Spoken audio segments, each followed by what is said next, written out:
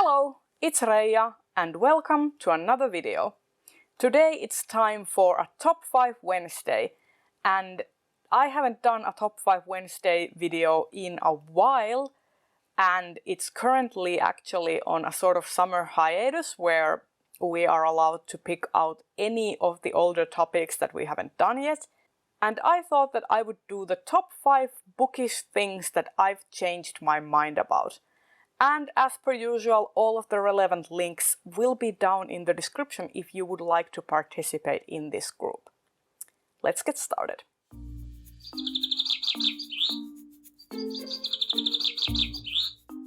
The first bookish thing that I have changed my mind about are retellings, to a certain extent. I was very adamantly against retellings when I first started making booktube videos, because retellings were everywhere. Everyone was doing, like, reading the Cinders and the Cresses, and Sarah J. Maas was coming out with, you know, the Court of Thorns and Roses and whatever, and retellings were all the rage. Now I think it's sort of like paced out a little bit. But I also think that I have found the type of retellings that I like. And basically, I have come to realize that the type of retellings that I like are of character-driven, less action-packed quality. For example, Naomi Novik's Uprooted and Spinning Silver were very enjoyable in my opinion. I'm also really excited about Catherine Arden's The Bear and the Nightingale, which is also a sort of retelling of Vasilisa the Beautiful. And yeah, I think that what I love in retellings is the potential to modernize the tale, but also and bring it to a modern audience and explore different themes, but with keeping the setting and stuff. And I've noticed that I love character-driven and sort of dark, slow-paced, slow-burn retellings. So to an extent, I have actually changed my mind about retellings. I am not against them anymore. I think that retellings are fine, and if you like retellings, you are fine too. The second thing I've changed my mind about is TBRs. When I first started, I tried making a monthly TBR. I didn't stick to it at all, and that kind of put me off TBRs for a long time. But now I've come to really like readathon TBRs, themed TBRs. When I have like reading prompts and I have to find books that fit that prompt, I really like that, and I have noticed that it really helps curb my mood reading. I also like having lots of different options for reading prompts, and I also think that those kinds of TBRs work as a sort of low-key recommendation if people are looking for a certain type of book. So yeah, I have come to like TBRs that are themed for a readathon or themed for a certain specific thing. Monthly TBRs, though, are still not like a thing I would ever do myself, but if you like doing them, you do you. The next one that I have is a bit controversial. I used to be very against ebooks and audiobooks. Not against someone else reading them and someone else listening to them, but I just couldn't find any value in me doing it.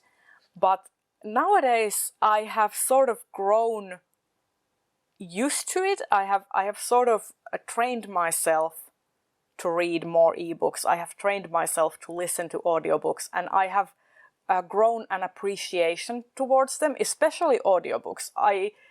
I think I average about one audiobook a month at this point. Sometimes I listen to more of them, but I've really gotten to appreciate the craftsmanship and the talent that goes into producing a good audiobook. And I also like the flexibility that having digital releases like ebooks and audiobooks provides for a reader. Like, you don't have to haul a huge amount of books with you. You can just have an e-reader. And I used to didn't want that at all. I was a hardcore purist. Like, it was either hardbacks or paperbacks, or no, it was not a book in my opinion. And I've mellowed out and I've chilled out a bit, and that's a thing that I've changed my opinion about. For the better, I think. The next thing I've changed my mind about is annotating books. This was also something that I used to didn't do at all, and I didn't want to do. I think it was like soiling your book, and like, why would you write in your book? That's awful. But now I've sort of grown an appreciation for it too. I mean, I still don't really write in my books because I tend to loan them out to friends, and I am of the mind that, like, for example, I don't want to read an annotated copy of a book if I have not read that book before. I want to find out about the things myself. So the way I tend to annotate is that I will have post-it notes, and I will write my thoughts on the post-it notes, and then I will digitize my annotations with the date or the year that I annotated the book and the page numbers in the margins. And then I have a digital copy of my annotations, and the book is still pristine.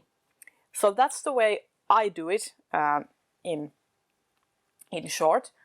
But I have sort of wanted to explore the idea of maybe sometime actually going in and writing in my book. But I still haven't found the courage to do that. But I am more open to that idea right now. And the very last thing that I've changed my mind about is subscription boxes. Now, when I first started watching booktube videos, I was really into the idea of subscription boxes, and I watched a lot of unboxings. And then I sort of petered out and started like being very tired of seeing unboxing videos on my timeline, and I was like, ugh, can we not with the unboxings?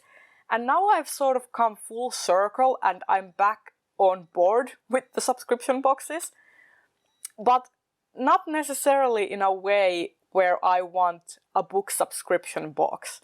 What I want is a fandom merch box without the book. I just want the fandom merch and the sort of Christmas feeling.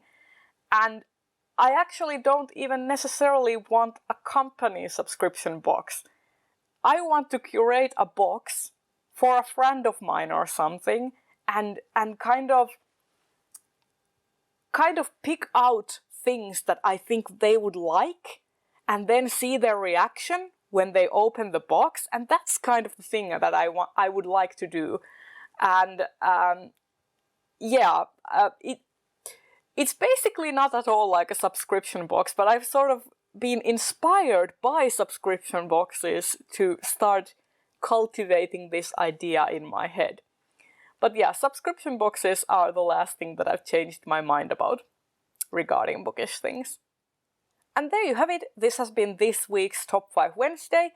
And if you like this video, consider giving it a thumbs up, and tell me in the comments what are some bookish things that you have changed your mind about. I would like to know.